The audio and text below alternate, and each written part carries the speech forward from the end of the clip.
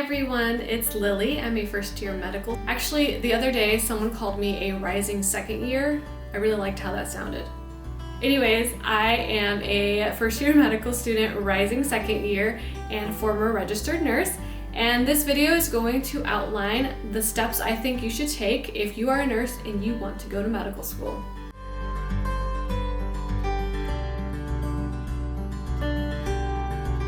The first thing I want you to do is to evaluate your transcripts. It is likely that as a nurse, you've already taken your biology courses, statistics, English, all of that's probably out of the way. The things that you probably need to focus on is taking your organic chemistry courses and your physics courses. Those were not things that I had on my transcript and I knew that I had to take before going to medical school. So look at your transcript. Look at what you already have that will apply to all the prerequisites for medical school, and then make a list of what you need to take. When I was applying, I had to take about 7 additional prerequisites before I could even apply to medical school. So once you have that list, you want to create a timeline. Do you want to take all of these at a post-bac program? I don't really recommend that because it's really expensive and it's less flexible for if you were to want to work as a nurse while you're taking your prereqs. So I would suggest doing a DIY approach where you take your prerequisites at a community college or online. So have your list of all the prerequisites that you need to take and create an outline of when you're going to take that. How are you going to do it if you're going to work full-time as a nurse? Are you going to take night classes? Are you going to take weekend classes? Or you can do like me where I took 1 class a week on like a Friday. So I would work Monday through Thursday and then take my lab on Friday. So you need to just organize those things first thing.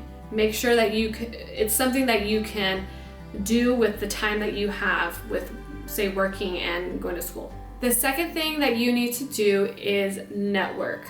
I am not sure why this isn't emphasized more. I definitely didn't get to where I am because I just went on this journey all by myself and that nobody helped me. I had so many people help me get to where I am today. So I highly suggest that you network. Especially if you're already working in healthcare, there are so many people around you that are so happy to help you. Let everybody know that you're trying to apply to medical school. That will help keep you accountable. So they'll check in on you and ask you, hey, how's the medical school thing going? And you can let them know, update them, and maybe they will have some suggestions for you. Hey, I know this doctor you might be interested in shadowing, or I have this research project that you might want to be a part of. Network, network, network. It is so important. I think that people really underestimate it and how much it can actually help you. This includes talking to other medical students. So if you are working at an academic hospital, make sure that you are kind of looking at all the students who rotate through your unit. And that's what I did as a nurse. I'd be kind of like a creep and like look at people's name badges, and if it said student on it, I'd ask them like, hey, what are you in school for? And if they said that they were in medical school, I would like chat them up. I want to know like, hey, like what did you do before you went to medical school, and how would you suggest for me, a person who is thinking of applying the next application cycle, like what would you suggest for me? So keep your eyes peeled for all the medical students that are rotating through your unit. And if you don't work in an academic center, then talk to people. If you are shadowing a doctor, see if they have medical students that are rotating with them that you can maybe have the contact information for and reach out to. I felt like they were such a huge resource for me just to let me know like what to expect in the application, in the interview process. So don't underestimate them as a great resource for you during your application cycle. Networking is also really important for getting letters of recommendation. There are many schools that will require you to get letters from science professors. So I do encourage you that if you are taking these science prerequisites to really reach out to those professors. If you're taking them online, email them every week with questions, and then make sure that if you're doing like group work or lab work together, that you're keeping in touch with the professor to let them know, like, hey, I am leading this team today and this is how it's going, so that when it comes time that you need these science professors to write you a letter, they've kind of had a relationship with you and can put your face to a name, and it isn't just some blind application that they're writing for you.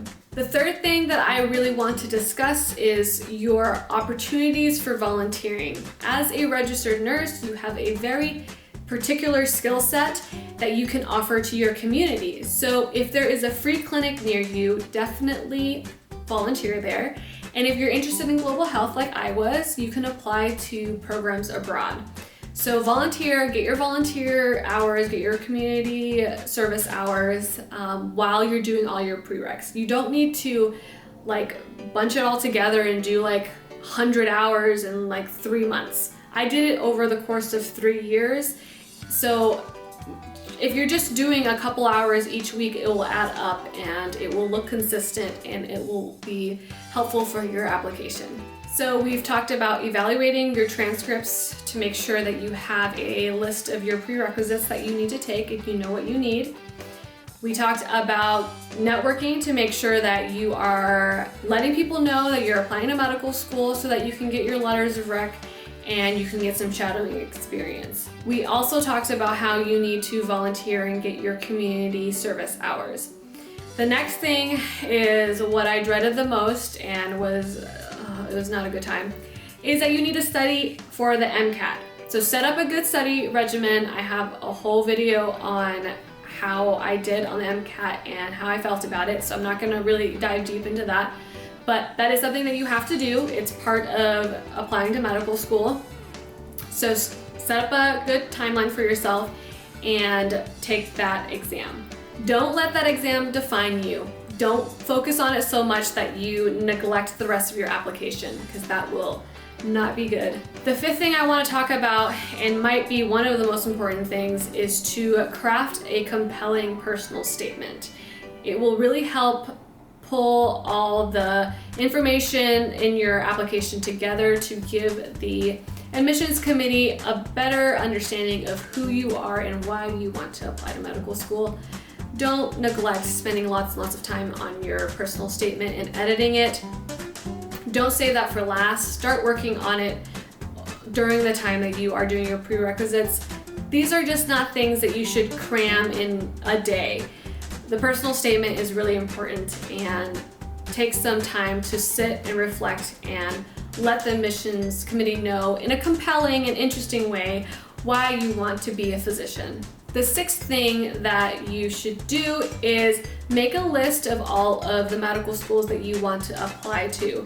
And it might be wise to actually put a note next to the medical schools that have special admission requirements. So some schools required pre-calculus. I never took calculus or any of those high-level math classes, so I didn't apply to those schools.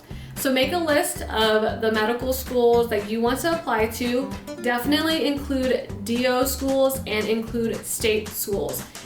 Don't get too cocky that your MCAT is super high and that you're only going to apply to the top 20 schools in the US. Because I've known several people who did not get into our state school with 97th percentile MCATs. So make sure that you're making a well-rounded medical school list and include state schools as well as DO schools, because you really never know. There could be such an amazing pool of admissions applications that yours, like, you don't even get an interview, and then what happens? You didn't apply to any schools that you could have been really competitive in. So make sure that you include DO schools, include state schools. Did I say that enough? All right, I hope that video was helpful, and those are the 6 things that I would suggest that you do just to get started on this track into the journey of medical school.